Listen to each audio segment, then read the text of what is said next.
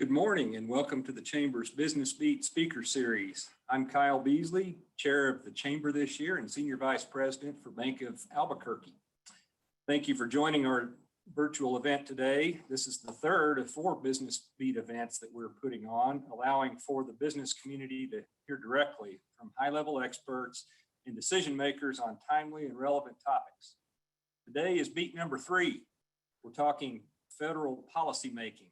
Just a little over a week after the inauguration of President Joe Biden and the start of a new session of a closely divided Congress.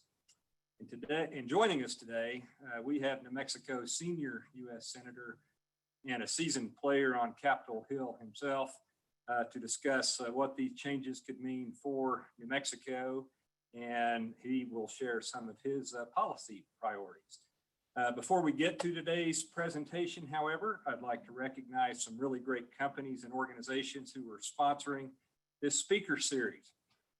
They are P&M Resources, President and CEO Pat Vincent-Collawn, New Mexico Mutual and President and CEO Norm Becker, Western Sky Community Care, President Tony Hernandez, Bank of Albuquerque, represented by New Mexico Market CEO Jennifer Thomas and myself. Molina Healthcare and Executive VP of Policy and Government Affairs, Carolyn Ingram.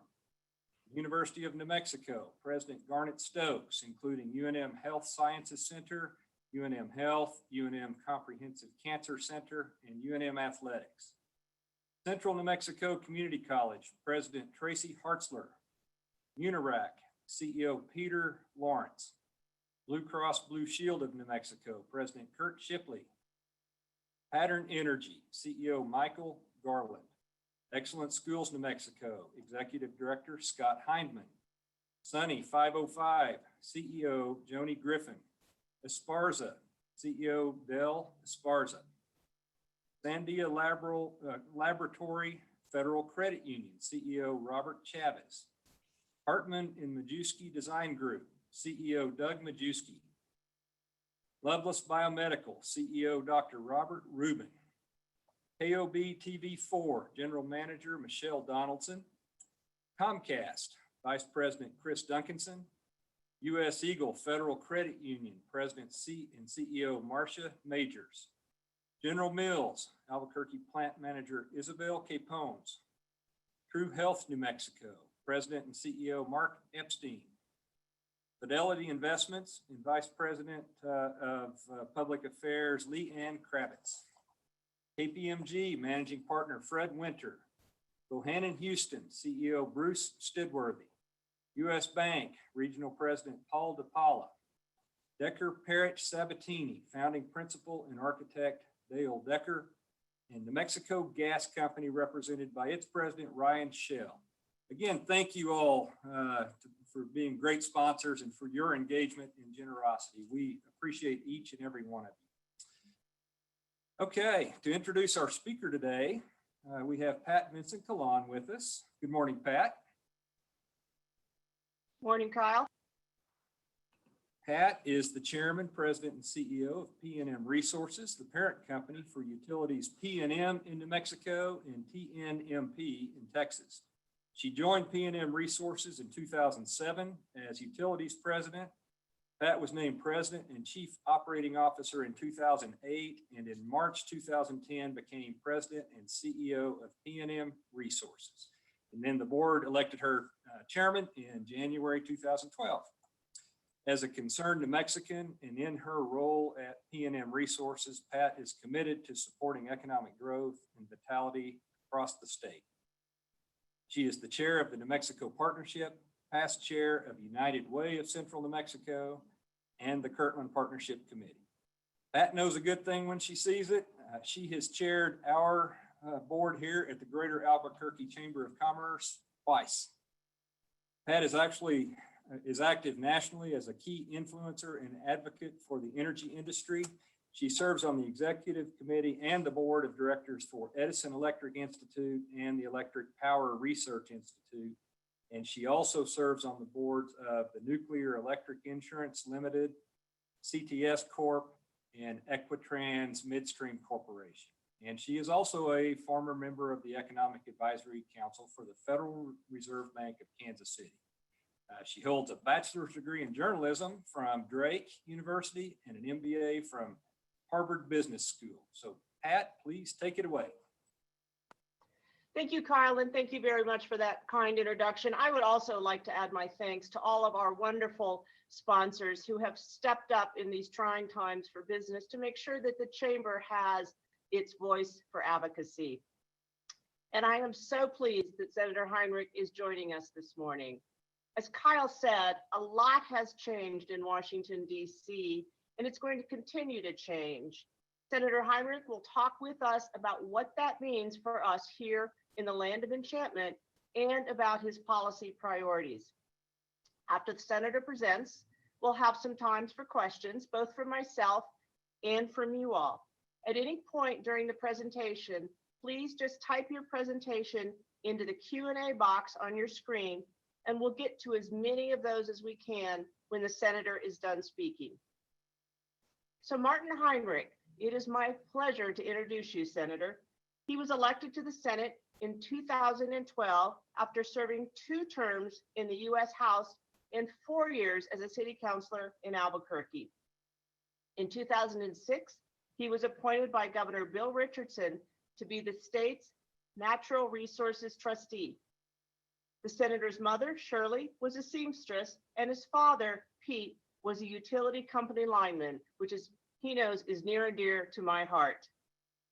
Senator Heinrich serves on the Energy and Natural Resources, Armed Services, Intelligence, and Joint Economic Committees. There is no mix of committee assignments that I can think of that could be more impactful and relevant to New Mexico. The senator has a bachelor's degree in mechanical engineering from the University of Missouri, and I can tell you all, every time I go to see him, that keeps me on my toes. I think he is the one senator that actually knows how the energy grid works. He began his career as a contractor working on directed energy technology at Phillips Laboratories, which is now the Air Force Research Laboratory at Kirtland Air Force Base. As you can see from the picture, the senator is an avid sportsman. Senator Heinrich and his wife, Julie, have 2 sons. During his time in the Senate, he has worked on everything from protecting the vital missions at our labs and military bases to promoting renewable energy development and designating new national monuments in New Mexico. Senator, again, we appreciate you taking the time to be with us. As you can imagine, we're all very interested to understand how the many changes happening in Washington will affect us here in New Mexico.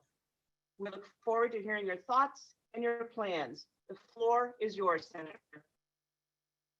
Thank you, Pat, so much for that very kind introduction and for keeping me grounded to my roots. Good morning, everybody. Thanks for inviting me to do this today. I have to be honest and tell you that in some ways, these last few weeks feel like some of the longest years of my life. Honestly, never would I have believed that ordinary Americans could actually be goaded into attacking the Capitol of the United States. And unfortunately, I got a front row seat for a historical moment that I just as soon would have preferred to miss. I have to say, I'm really proud, however, the message that it sent to the world when all of my colleagues and I returned that very same day to the floor of the Senate and finished Congress's role in honoring the will of the American people through free and fair elections. And a month that began with a violent mob threatening our constitutional republic ended exactly as it should have, with a peaceful transition of power. And that means all of us now have real work to do, and I'm excited about that. I'm confident that our new president and our new Congress are ready to get to work. And I don't need to tell you the incredible challenges that we all face, certainly in our state, but as a nation as well. I mean, you can all see it in the closed restaurants, in the lines at food banks, and in the families that will now forever be without loved ones. Even through these challenges, we can still take meaningful action to bring our country together and to work to rebuild our economy. President Biden has proposed an American Rescue Plan that will provide basic or important resources that we'll need to end this pandemic and to safely reopen our schools and our businesses and to bring our economy back to something much more akin to normal.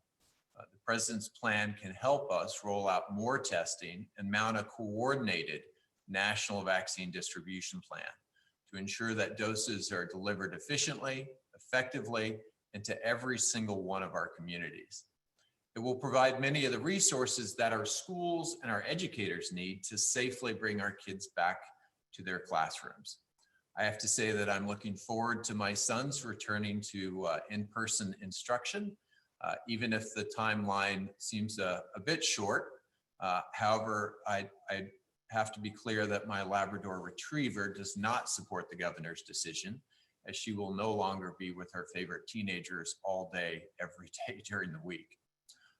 In all seriousness, I've been focused for months now on securing resources to help our schools build healthier indoor classroom environments by replacing decades-old infrastructure in ventilation and filtration. This is the right thing to do in the context of this current pandemic, but it's also the right thing to do for the long-term health of students and educators. President Biden has also proposed much needed additional support to small businesses who have been absolutely devastated over the course of the last year. And we all know that in New Mexico, small means small. I think of small businesses as 5, as 7, as 10, when many of my colleagues think of small businesses as 300 or 400. In New Mexico, we need to think expansively about our opportunities going forward and invest strategically in our people. If we do that, I think we can emerge from this crisis with an economy that grows stronger and is more diverse than before the pandemic. What we've done as a state to step up during this pandemic shows us what we are capable of. Without a coordinated federal plan from the previous administration, we were essentially on our own in the effort to manufacture, secure, and distribute critical supplies. And that is why I worked with our partner organizations and volunteers to stand up the New Mexico COVID-19 Emergency Supply Collaborative. Over the last year, the collaborative delivered more than 265,000 products, everything from gowns to masks, face shields, hand sanitizer, to 194 organizations across our state, including senior centers and hard-hit rural and tribal healthcare facilities. And I just want to say how proud I am of their life-saving work. At a federal, state, and local level, I also fought to support New Mexico's small business owners and nonprofits. And I know that in the early days, we obviously didn't always get it right. I've had countless conversations with my colleagues on the problems with the PPP program and how we could fix and improve those things. We insisted that the forms be simplified, which eventually they were, from more than 11 pages of very complicated forms to just 2 or 3 pages. I fought to make sure PPP and other funds were distributed more fairly, focusing once again on the smallest businesses with the least resources for overhead. And I fought to see the forgiveness program simplified as well. I recently worked with my colleagues to pass $15 billion nationally in new Save Our Stages grants, specifically targeted for independent arts and performance venues that have been forced to close their doors practically all year. In a state where the arts are so central to our culture and also our economy, we must recover our venues, or we'll lose a piece of who we are. The application for new PPP funds has just opened up. Any small business owners who need help navigating that process, please reach out to my office, and we have staff ready to provide direct technical support for PPP and more.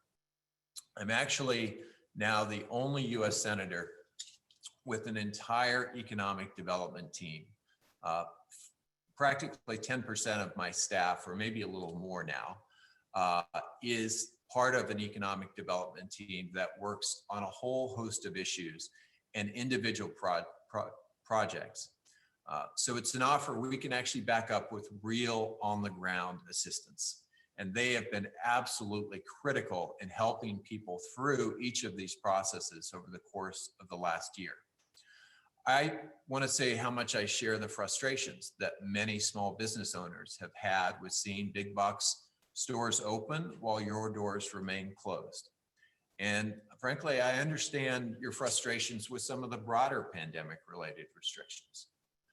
We have to carefully balance staying ahead of this virus spread with protecting your ability to put food on the table, to access medicine, shelter, outdoor recreation, and other necessities safely.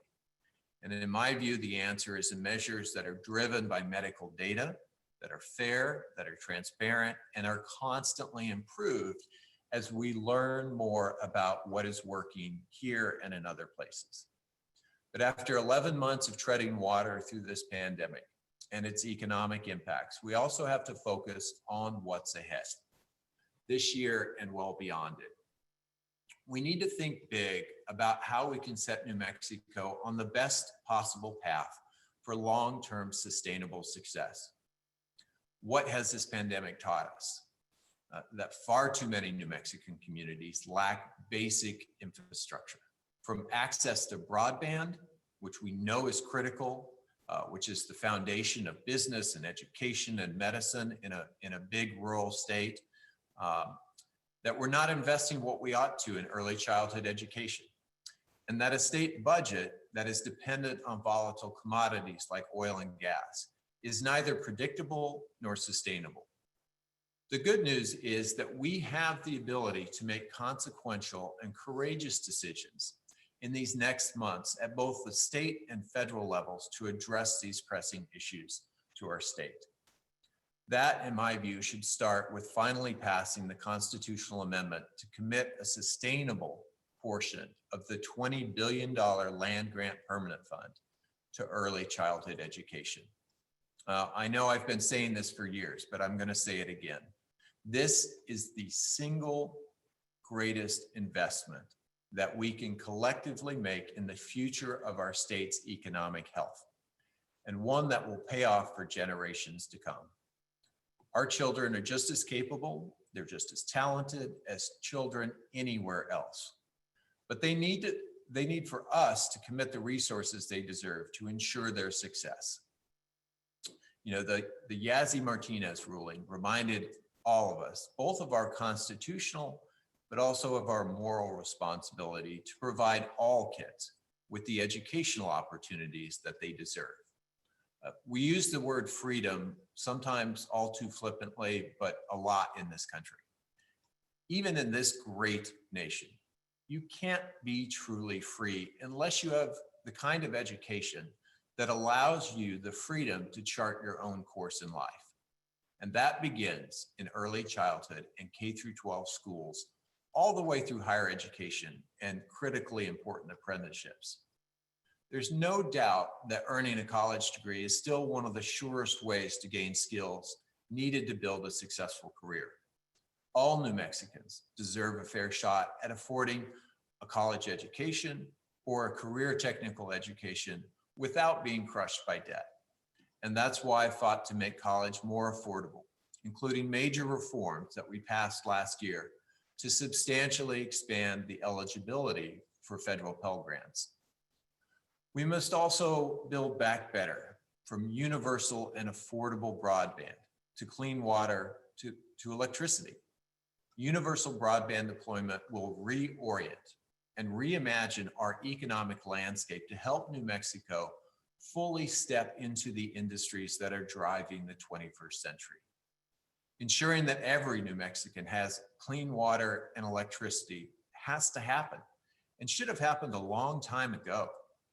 We should refuse to accept a future that has left so many of us in the dark or without the basics like clean water. Finally, it's long past time for us to acknowledge that we can be what can be an uncomfortable truth for New Mexicans. It's clear that we have to confront the climate crisis that threatens our land, our water, and our children's right to a bright economic future. It's crystal clear that the zero carbon, zero pollution economy is coming. Multiple international oil and gas majors are already planning for that future and are saying as much to the public and to their shareholders. To weather that kind of change, that is already upon us, frankly, New Mexico needs a transition plan with a predictable glide path for our producers and robust investments in the communities that have long produced our country's transportation fuels. And I want to emphasize that the importance of not leaving behind the New Mexicans who have worked so long to produce our nation's energy supplies. And I think many of you who worked on the Energy Transition Act and the investments that make get credit for showing us not a perfect path forward, but one of the models for how we can do things in the future. I recognize that New Mexico and other fossil fuel dependent states must be supported through this transition with both revenue replacement and assistance transitioning and diversifying our economies. New Mexico's public education system is still heavily reliant on state revenues that are generated by fossil fuel severance taxes, as is a sizable portion of our state government's operations as a whole for that matter. And despite sustained calls to diversify New Mexico's economy, our reliance on fossil fuels has proven difficult to overcome. Additionally, as we have and will power our entire nation, our nation has a responsibility to assist with this transition. And that's why I want you to know that I am beginning to put together legislation to create a new federal effort designed to help offset the reduction of the fossil fuel revenues as we work to reduce the industry's impact on our climate. This would be a significant effort, but it's not an unprecedented one. In 2000, Congress passed the Secure Rural Schools Act to address the impact of federal forest policies on the timber industry and provide critical funding for schools and roads and other municipal services that had previously benefited from an unsustainable timber approach. Yesterday, I secured a public commitment from President Biden's Energy Secretary nominee, former Michigan Governor Jennifer Granholm, to work with me on creating a place-based energy transition plan that ensures that hardworking New Mexicans are not left behind during this transition to a cleaner future. Our state's clean energy potential is a great opportunity to attract billions of dollars of private capital and create thousands of good-paying jobs. We are home to some of the brightest energy innovators at our national labs, private companies, world-class research universities and community colleges, incredible renewable resources, and for that matter, a proven energy workforce. With the right policy decisions and the right transmission infrastructure in place, New Mexico can remain a global leader in producing and exporting energy. We can see this in the Sagamore Wind Project in Roosevelt County. When it was completed last month, it became the largest wind farm in our state's history. And it represents our capability to put people to work in rural communities on projects that export clean power and import investment to our state. We have so much room to scale up this type of success and build many more utility scale renewable energy projects like Sagamore, especially once we finish building new transmission lines like Pattern Energy's Western Spirit, which just broke ground earlier this month. Once it's online, Western Spirit will literally change the map of our state's energy landscape. It will allow Pattern Energy to connect 4 new utility scale wind projects in rural communities in central New Mexico to P&M customers and other major energy markets beyond our state's borders. Once those are built, these 4 projects will combine to make up the single largest single phase wind development in American history. Right here in New Mexico, we're making history. Western Spirit will create an estimated 1,000 construction jobs as well as creating high-paying permanent careers in our rural communities. New transmission lines like Western Spirit are the missing link that will allow New Mexico to power our entire nation with clean electrons. We won't do it alone, but we're going to be a leader. And once we can also move forward with the SunZia transmission line and its proposed anchor projects, Pattern can add another 3 gigawatts more to their portfolio in New Mexico, or more than triple what they're bringing online with Western Spirit. For scale, that's like having 3 or 4 nuclear reactors worth of clean power in rural central New Mexico without needing a drop of water for cooling. And of course, they would add many more construction jobs and additional careers for wind technicians. You can see a pattern here, no pun intended. Sorry, Mr. Garland. But this is what it looks like to build a whole new industry that will benefit communities in every single part of our state. This is what it looks like to diversify our economy and reposition ourselves for long-term sustainable economic growth. We should also invest in assets and resources we already possess. Our state's creative and innovative people and our natural resources. In our schools, we need to reinvest in career, technical, and arts education. On the other side of that equation, we need to make smart policy decisions to incentivize and grow our outdoor recreation and our creative economies. That includes continuing to support our rapidly growing film industry, which has counteracted our long-running and much discussed brain drain. I was proud to see Movie Maker magazine name Albuquerque as the #1 place to live and work as a filmmaker. I like it when New Mexico and Albuquerque are on the #1 list for the right reasons.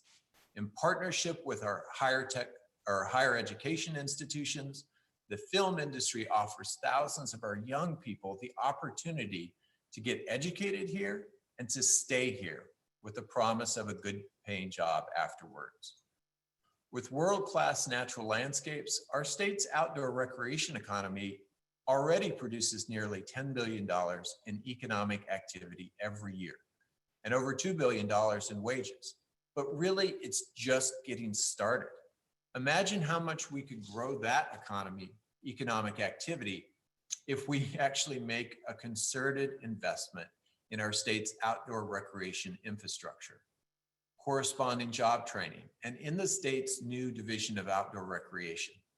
Many of those investments will be made through the Great American Outdoors Act, which I helped to pass late last year. Finally, if we think big, we can scale up our existing advanced manufacturing capabilities in new high-tech fields. We have multiple exciting projects moving forward that are the result really of years of investment, sometimes decades, in our national labs, our bases, and our space innovation ecosystem. Take Thea Group Incorporated Spacecraft Manufacturing Campus and the new mixed-use Max-Q development right outside the fence of Kirtland that are leveraging our state's already prominent role in defense and aerospace. Thea's Orion Center alone could add 2,500 new jobs. We need to move relentlessly and strategically to make our state the best place in America for emerging high-tech industries like small satellite manufacturing to put down their roots. This will mean being intentional about building comprehensive local business ecosystems around these new developments. The planning around Max-Q is a great example of this. And while we're forging these new paths, we also need to fortify the areas where New Mexico already has major competitive advantages. I'm committed to being a part of that work in the Senate. Over the years, I've been able to strengthen the budgets, the national security missions, and the workforces at our national labs and military installations, all of which contribute to our nation and to New Mexico's economy. Sandia National Labs just released their latest economic impact report just yesterday.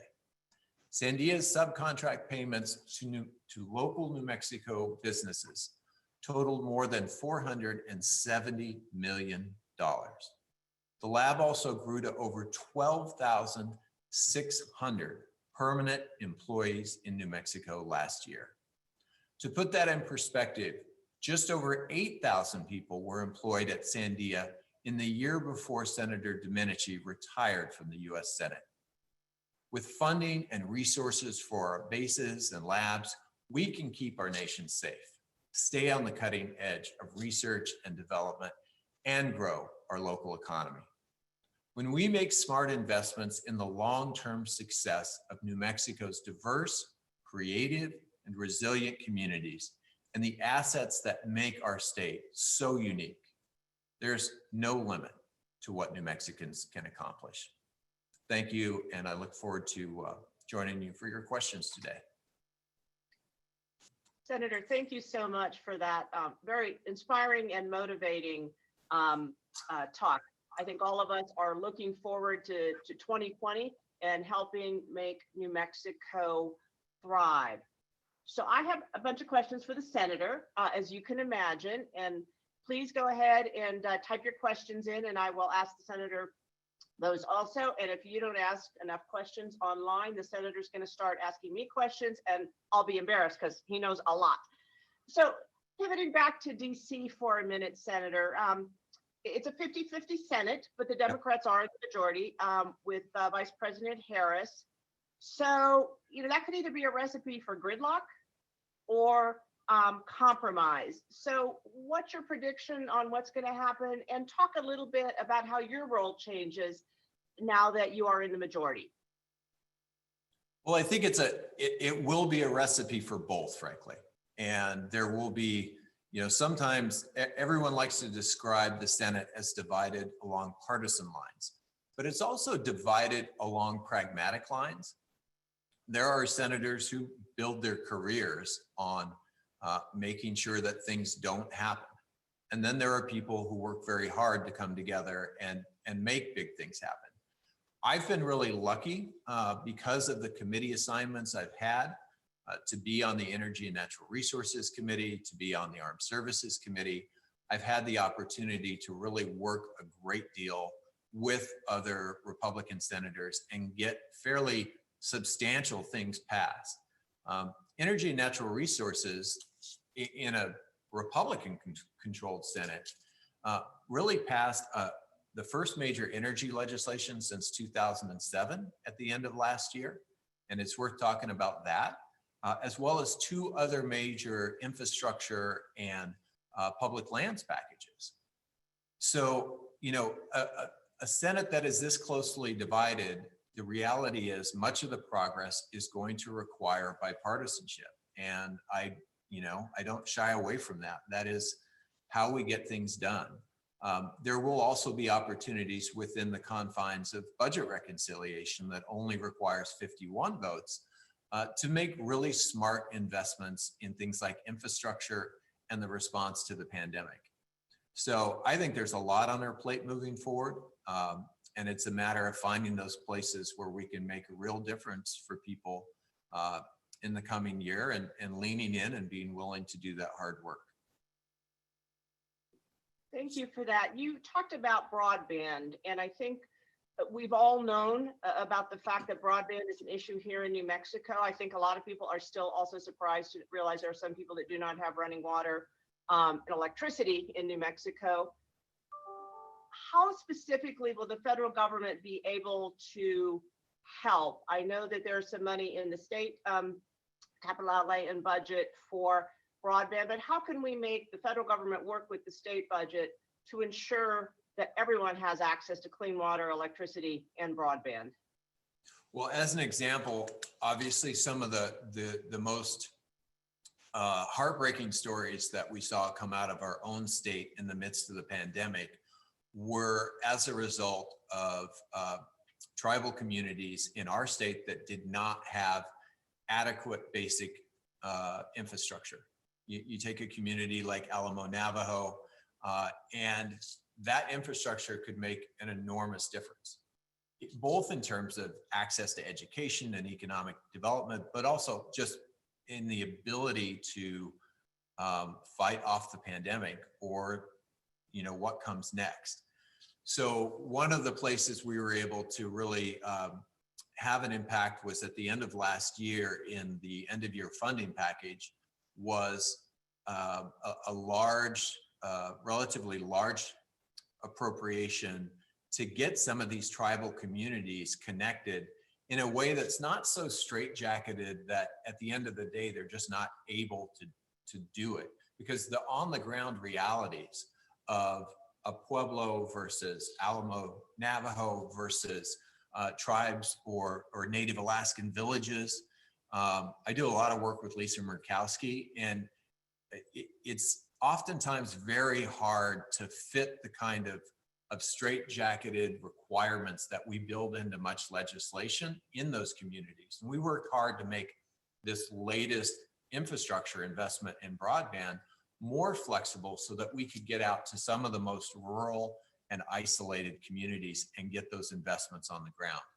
So I think we're going to continue to take that kind of an approach moving forward and look for opportunities, as we potentially have a COVID package in the March timeframe and a Build Back Better infrastructure package in late spring or early summer, to make sure those resources go to places with the most fundamental needs: water, electricity, broadband.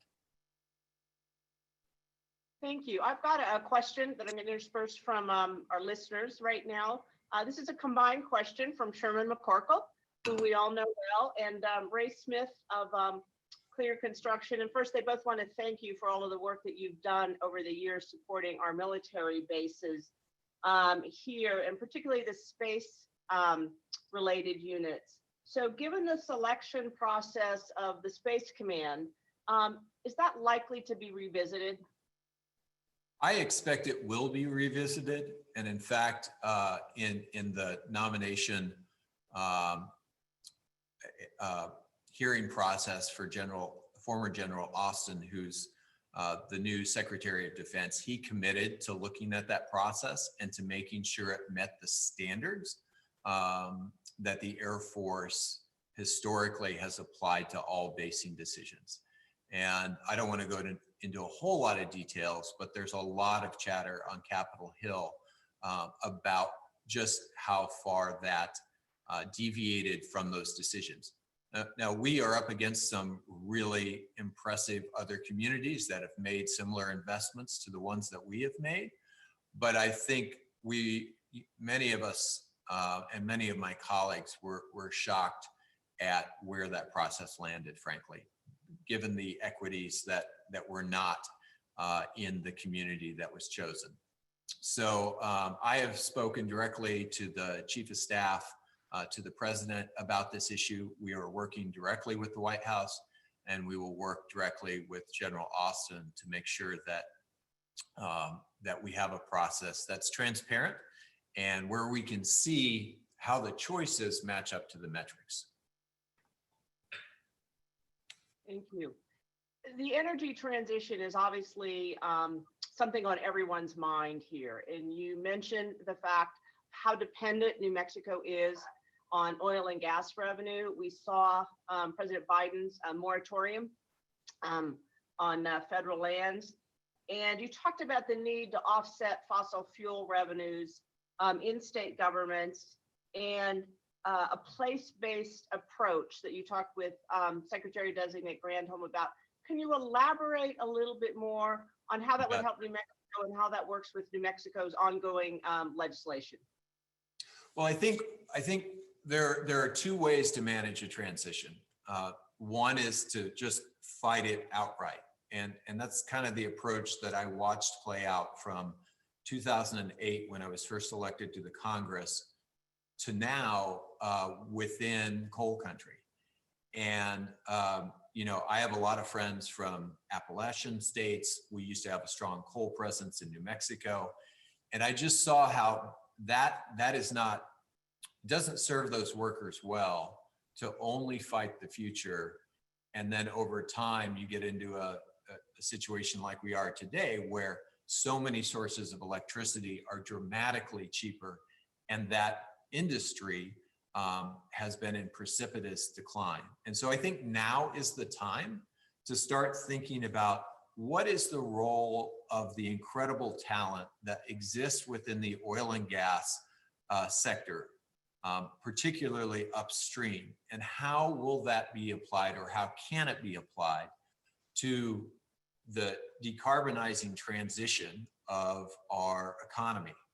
And there are a lot of opportunities there, especially in the hard to decarbonize sectors, where we're going to need things like hydrogen to be able to decarbonize heavy transportation or aviation, or some of the parts of the industrial sector where electricity just doesn't have the energy density to supplant the way we do things now. And so I would like to start thinking about how we use the assets and the workforce we have to start thinking about getting those initial investments in the future of that sector here in New Mexico. One of our challenges is that if we look internationally, a number of the oil and gas majors in Europe, for example, already have very public, investor-facing plans for how they're going to transition to a different profile over the course of now to 2050. We haven't seen as much of that in the United States, and we really need to, because they're going to be, if you take an Equinor, for example, that's a profile in Northern Europe where Norway's been very dependent on fossil fuels, and they're realizing how to position themselves into this new economy. I think New Mexico needs to do some of the same work. Obviously, the people who've done this work, I think they're akin to energy veterans. They have powered our nation's success for the last 50 years, and we need to make right by them. And we need to have a plan for how to create the new jobs going forward.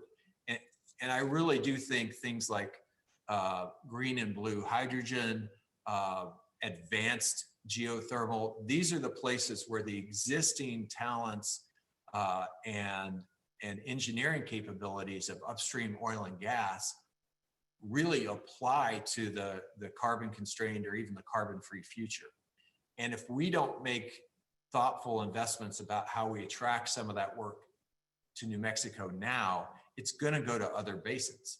So those are the things that I'm trying to have conversations with soon to be Secretary Granholm, producers, others, to figure out how we can bridge this gap.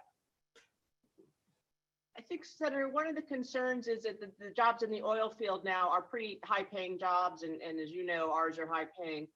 How do we make sure that going forward, if you have wind technicians, solar technicians, and some of these other jobs, that they provide our citizens the same kind of wonderful middle-class lifestyle that the union jobs provide now, or even in the oil field, they're non-union, they're very high-paying jobs? Because I think people say, okay, there's going to be a lot of construction jobs, but then will the remaining jobs pay as much? Well, I think everything's relative, but from the perspective of if you take, Corona, New Mexico today, and you look at the job space there, and you can add a wind technician, not just a single wind technician, but many of them that are pretty analogous to my dad's job when I was growing up. He was a lineman, and it was a blue collar union job. He was a member of the IBEW. But in retrospect, I realized it was probably the best job in town. Like, it was very stable, it was well resourced, and it allowed myself and my sister to go to college. And wind technician jobs in those communities are a game changer for having that kind of stability back in their ecosystem. And so we're seeing investment in especially those small communities that is kind of analogous to when the railroad first came to town. We also need to think about manufacturing, and that has been a place we haven't always have been as successful in New Mexico, But between the space, small satellite space, and then clean energy manufacturing like the Uniracks and the array technologies, those are also great examples of what we can do in New Mexico. One of the things I'm hopeful that we can do is also start to attract some of the storage manufacturing. You know, when I first had I'm trying to think what year it was, I had an energy conference in Albuquerque about storage. And it wasn't that long ago, but there was there were many dubious people in the audience who said, this will not pencil. And, you know, within a couple of years, we were seeing major investments in storage around the country. We have great rail service. Storage is heavy. Lithium-ion batteries are super heavy. You need to be next to a rail spur. That's another place where we should be making efforts nationally to position ourselves to attract some of that manufacturing. And then you're probably familiar, Pat, with the phrase, the electrification of everything. It's a recognition that many of the things that we have historically done with natural gas are going to shift in a zero carbon economy to electrification. Things like not resistance electric stoves, but induction electric stoves. Light duty transportation, like the car that you drive. These are things that electricity does really well that require a lot of jobs, not just to manufacture these new, you know, heat pump water heaters, for example, but to install and make the conversions. I just put a heat pump water heater in our house in Albuquerque, and that required some changes. And there are going to be friction points there that actually represent an enormous number of jobs. I had to have a new 240 plug put in because, well, frankly, I didn't have anything there before.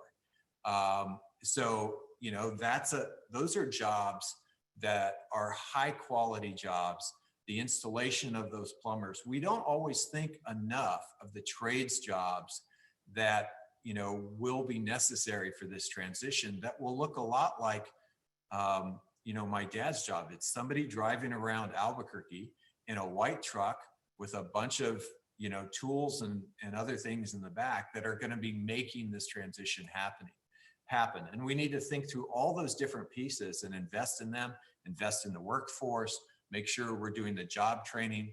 You know, our community college approach for many years was as a prep for four-year universities, but it's critical that we also have the career technical education to make sure that those kinds of jobs are well resourced so that we can maximize those blue collar but very, very high quality careers.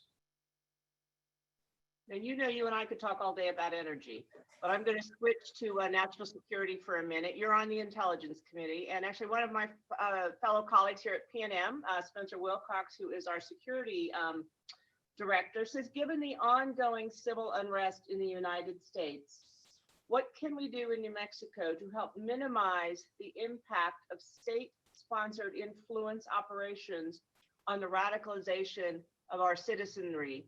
And I'll add, since you're on the Intelligence Committee, what do you think our greatest threat is 5 years from now? I don't have a crystal ball, but I think that what we're going through right now with the radicalization of American citizens is incredibly dangerous. And I have to say, even, you know, I was actually one of a couple senators who wrote to the leadership of the intelligence community and said, please do an analysis of QAnon and what is the role of other states in promoting this? How dangerous is it? And the reality is it's a lot more dangerous than we realized. I got an up close and personal view of this sort of digital cult in the weeks before and after the January 6th event. And so we're going to have the job of literally de-radicalizing American citizens who believe in some very outlandish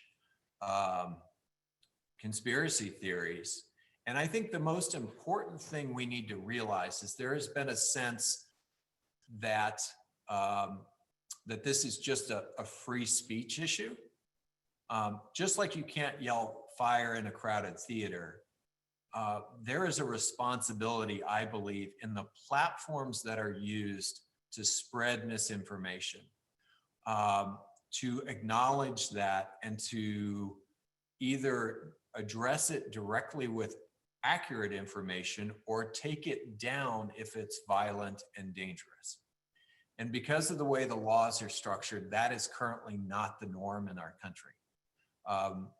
Digital platforms do things that the Albuquerque Journal or the Santa Fe New Mexican would never do in promoting very, very dangerous speech. And it's not free speech, because free speech is what occurs between a constitution and the people that it governs. A for-profit business model, no business has an obligation to promote anything and everything that one of these radical groups wants to promote. And so I think separating those two things and then getting at how we address them, so that these very radical organizations, and oftentimes it's the individuals who are the most dangerous, don't have an automatic amplification and megaphone. Thank you. I have one last question, and I'm going to give the very last question to Del Archuleta from Molson Corbin. But my question is, there's been a lot of pushback in the Senate on the size of President Biden's COVID relief package. And I heard you say you thought it would come in March, and we're all anxious for that to get out. What are your feelings on the package, and what's your take in terms of what are the most important pieces? Well, I think, he put forward a proposal, and we're going to work that through the legislative process. And I think it's important to recognize in 2009, when we did that, we undersourced the recovery to that recession. And as a result, the recovery was much longer than it should have been. That said, there are clearly things that are inside this package that I think are not necessarily accurately proportional to the needs we have. And so there are going to be places where we scale back, and there are going to be places where some things get plussed up. I suspect that we'll land somewhere between, 1.3 and 1.9, in part because the need is so urgent, particularly in areas like vaccine production and distribution. I think there's a role for producing more domestic N95 masks, not just for the healthcare sector, which we've done in the past, but for the entire business sector. Because if we've been trained, and understandably so, not to run to Home Depot and expect to buy a bunch of N95 masks because they need to go to our healthcare providers. But if we can scale that up, either through the Defense Production Act and or some of these recovery packages, we can give tools to businesses to be able to open safely and to have more people in their businesses safely. And so those are some of the places I'm going to be focusing on in the coming legislative debate. Final question, Senator, again, it's from Del Archuleta. Do you have any insight on the prospect of Project Orion going forward as proposed? Thank you, Del, for that question. And as another, or at least a recovering engineer, I should say, unlike yourself, Del, I am excited about the prospect. I am still gathering information. I got a brief yesterday, and then I'm going to be sitting down with some of the proponents, or at least doing what we're doing right now more accurately.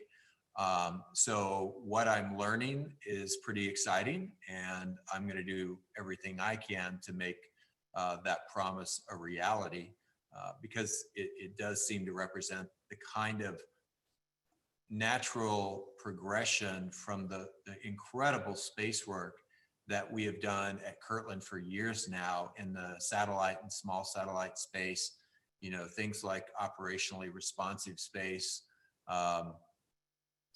and that we've invested in for close to 15 years now and built an ecosystem around, just like we did with directed energy. So I'm gonna more and more, these are the kinds of business proposals that I hope we can attract to the state. And I hope we can do more work, to the credit of the city of Albuquerque. I think there is a thinking now of taking large sort of campus properties and doing master development instead of piece by piece by piece. And I think when we do that, we can attract larger, more anchor tenants who are doing the kind of high quality, high wage jobs that we deserve as a city and as a state. Thank you, Senator. That was the last question of the day. And I'd like to thank you again for your time. I think it really helps us to understand what's going on in Washington, D.C. Even if you're there and we're here, we look forward to when we're going to be able to see you in person. And thanks for sharing your perspective. And thank you for all that you've done. I think the last year has been very challenging for everyone on probably a business and a personal level. And so we wish you the best of success in navigating all of these challenges and helping leading our country to some brighter days. So again, thank you very much. Kyle, I'll turn it back over to you.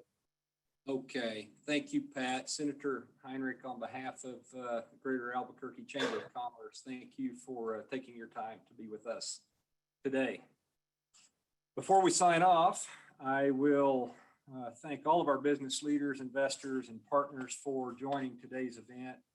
And also thank you again to all of our great sponsors, P&M, New Mexico Mutual, Western Sky, Bank of Albuquerque, Molina, UNM, CNM, Unirac, Blue Cross Blue Shield, Pattern Energy, Excellent Schools New Mexico, Sunny 505, Esparza, Sandia Lab Federal Credit Union, Hartman and Majewski, Loveless Biomedical, KOB4, Comcast, US Eagle, General Mills, True Health, Fidelity, KPMG, Bohannon Houston, US Bank, Decker, Parrish, Sabatini, and New Mexico Gas. Thank you all for your great sponsorship.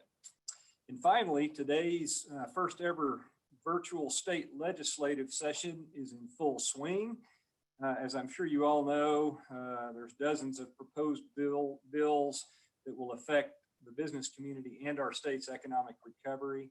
If you don't already receive the Chamber's Legislative Roundup e-newsletter for daily recaps of legislative activity, we encourage you to get on the list. Just send an email to Sarah Fitzgerald and she will get you signed up. Her email address is on the screen.